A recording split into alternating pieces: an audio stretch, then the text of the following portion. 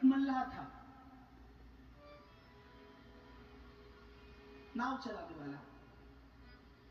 बचपन से गोपाल जी से उसकी प्रीत हो गई, गोपाल जी से प्रेम हो गया और किसी साधु ने यह कह दिया था कि बस ये कहना हम तुम्हारे लिए तुम हमारे लिए।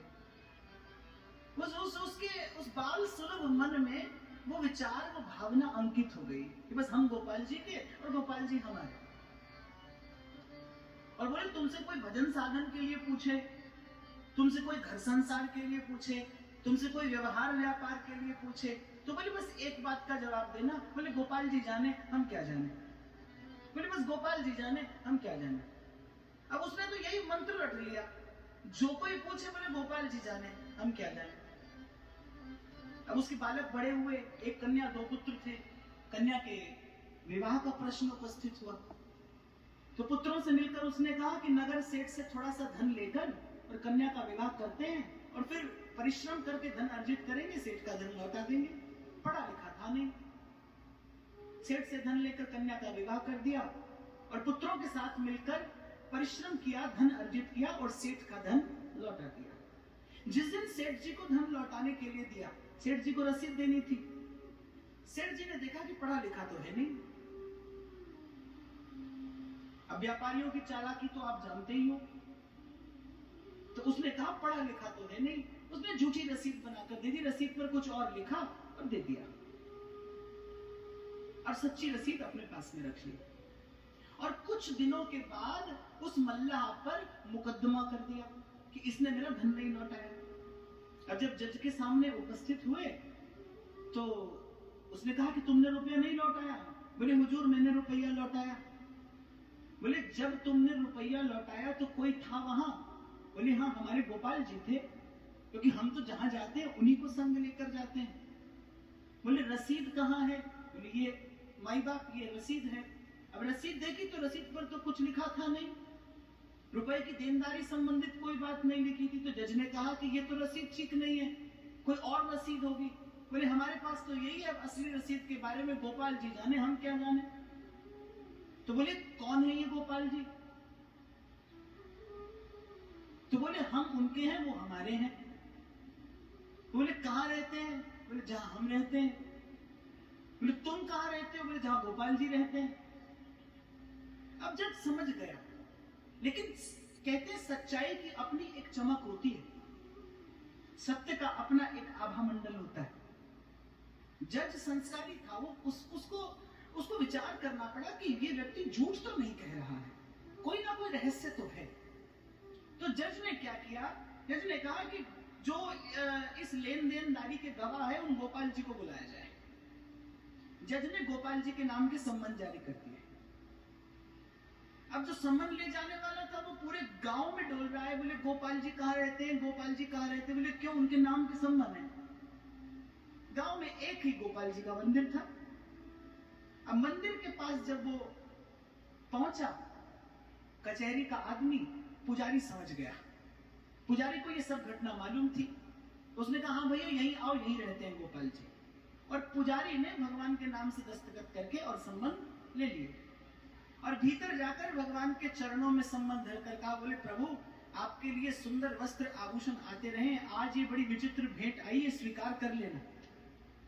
पुजारी ने तारीख देखी कि कौन सी तारीख पड़ी है, और जो तारीख पड़ी थी पुजारी ने उस दिन भगवान का सुंदर श्रृंगार किया और हाथ जोड़कर कहा, प्रभु आपके अतिरिक्त तो उसका कोई नहीं है, इसलिए जाइएगा जरूर। और वहां कोर्ट में जब आवाज लगी, एक और ले जाया गया उस मल्लाह को, और जब उस गवाह को बुलाया गया, जज ने आवाज लगाई और एक बूढ़ा कमर झुकाए आकर जज के सन्मुख उपस्थित हुआ।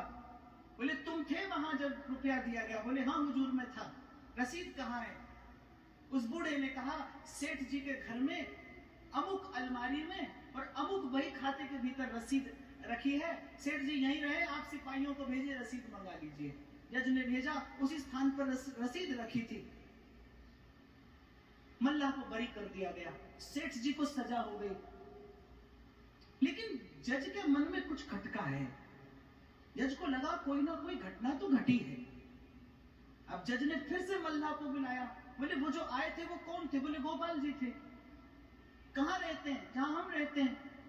और तुम कहाँ रहते? बोले जहां गोपाल जी रहते हैं। अब जज ने सम्मान देने वाले व्यक्ति को बुलाया। बोले तुम किसको सम्मान देकर आए? बोले हुजूर गोपाल जी के नाम का कोई व्यक्ति तो मिला नहीं, एक मंदिर के पुजारी ने मुझसे सम्मान लिए और मैं उसे सम्मान देकर चला आया। कचहरी का कार्य बीच में छोड़कर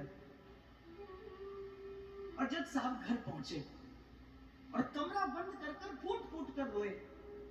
किसी ने आकर पूछा हुआ क्या? जज साहब ने सारी घटना बताई।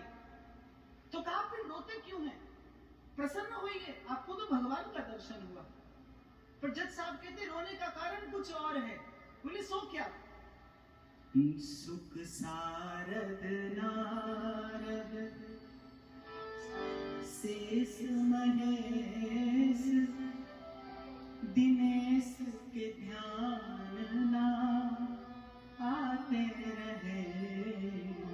बोले जो कभी इनके ध्यान में भी नहीं आते।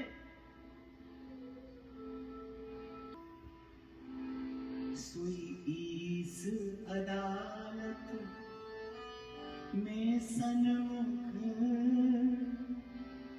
मल्ला के गवाह कहाते रहे। जज साहब कहते जाएं और रोते जाएं। घर के लोग संभालने का प्रयास कर रहे कि रोते क्यों हो?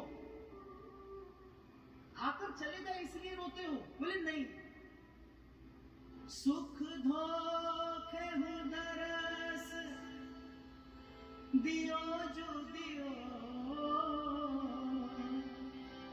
और दुख ने कहनाही जो जाते रहे। मुझे ना तो उनके आने का सुख है ना जाने का दुख है, तो फिर रोते क्यों हो? जज साहब के धीरज का बांध टूट गया। सुख धोखे दरस दियो जो दियो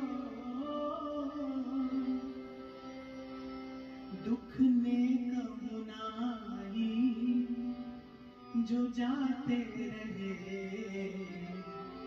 रोना इस बात का है मैं कुर्सी पे बना जज बैठा रहा, जगदीश खड़े समझाते रहे। उसी दिन से नौकरी छोड़ी, वृंदावन धाम आ गए। आज भी वृंदावन के लोग उनको जज स्वामी के नाम से जानते हैं। पूरा जीवन कैसा भजन किया कि जब श्री ठाकुर जी का दर्शन खुला रहता था कभी मंदिर में दर्शन करने नहीं जाते थे। जब दर्शन बढ़ जाते थे फिर मंदिर के आंगन में लौट लेते थे कि भक्त और संतों के चरण में धूल अपने माथे चढ़ा लूं। कोई पूछता था दर्शन क्यों नहीं करते? बोले दर्शन करने योग्य में नहीं हूं, मैंने इस जीवन में बड़ा अपराध किया है। मैं कुर्सी पे बना जज बैठा रहा, जगदीश खड़े समझाते रहे। तो भुल्ले शाह रब ओना नु मिलता नीता जिना दिया सच्ची। इसीलिए आपके हित की बात कहता हूं, नाम के अतिरिक्त कुछ और जानने योग्य नहीं है। एक बार हर श्वास बस प्रभु के नाम के आश्रित हो जाए।